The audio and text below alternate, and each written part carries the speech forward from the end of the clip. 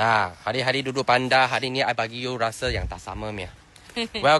Welcome to our campsite.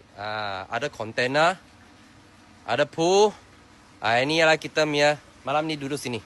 Siapa nak tengok kita Mia bilik? Mai, ikut kita.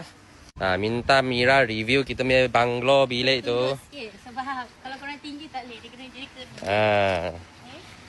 Wah, dia tengok baru nak review, tengok Mira punya air semua tumpah dah, basah semua. Apa yang tumpah? Air coconut tumpah. Inilah bilik kita.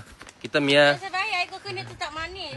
Saya rasa okey je. Macam ni tutup je lah. So, dalam ni siapa duduk? You. Alright, so sebelum kita pergi main pool, kita nak pakai kita punya sunscreen dulu. Sebab kita punya campsite ini banyak aktiviti. Ada pool lah, ada pondok lah. Sauna lah.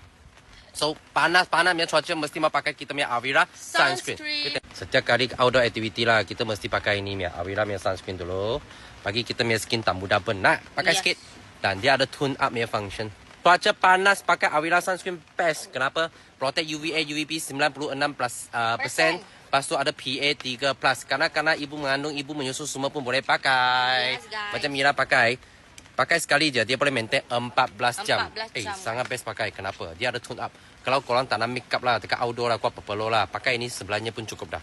Lagi satu, dia boleh pudarkan jelagat, dia boleh healingkan pimples. Betul. So siapa ada masalah skin pimples punya kawan-kawan, ayu tengok kenapa muka kita boleh glow-glow macam ni, sebab kita dah pakai Avira sunscreen almost 7 bulan dah. Yes. So siapa nak muka kilat glowing macam Opa Oni, tekan pek kuning. Yes guys.